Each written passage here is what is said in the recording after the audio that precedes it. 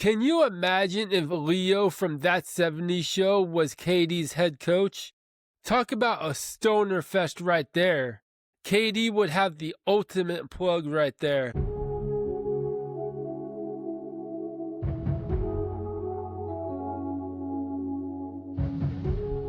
Yo, what's up, everybody? Welcome back into the Seventh Man Up podcast. I'm your host, Alex Burleson.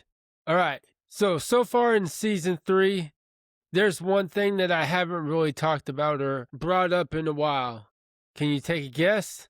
I'm just going to say it is Kevin Durant and his weed. KD, Kevin Durant and his weed are back in the news. Former teammates of his from Brooklyn say whenever they went to his house, the place would reek of weed. Now, I got a few questions like, was he just getting high or was the whole team? Because those Brooklyn Nets teams were weirdly constructed. The guys on those teams were like 12-year-olds and then 92-year-olds. Very odd mix of vets to young guys. Each player probably wanted to get injured so they could get weed to help with the injury. The only player I'm surprised that was not on those Nets teams was the only player I'm surprised that was not on those Nets teams was J.R. Smith. Bro got caught multiple times by the league for weed.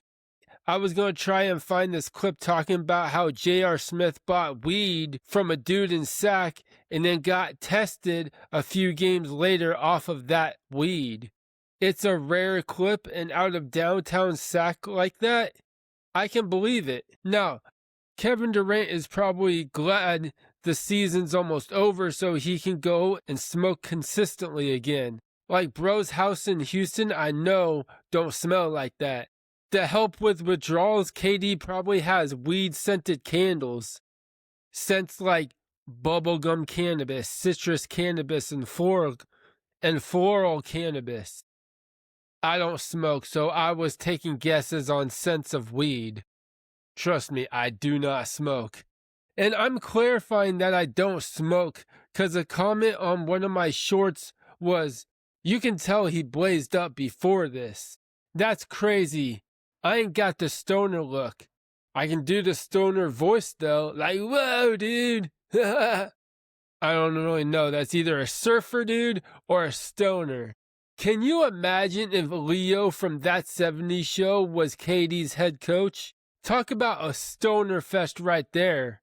KD would have the ultimate plug right there. And what I don't get is the argument for, oh, it's natural. No, duh. You're inhaling a natural substance that wasn't intended to be inhaled.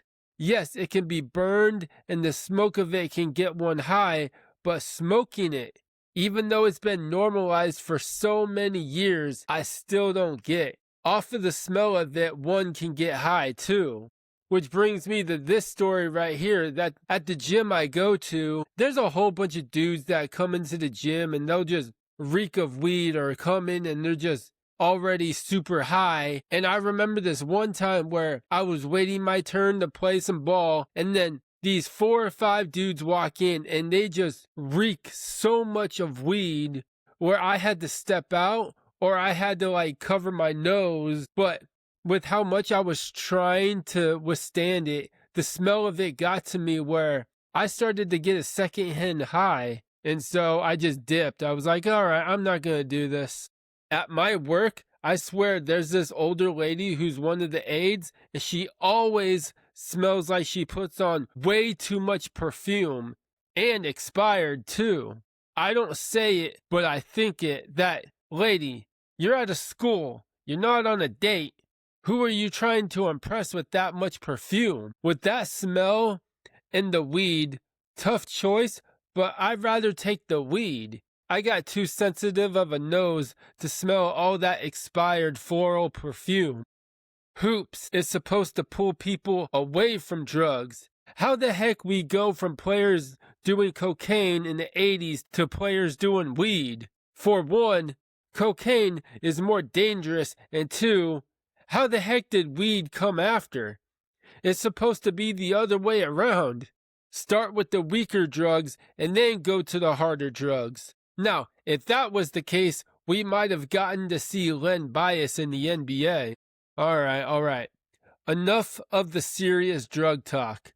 Plain and simple, drugs are bad, God is good.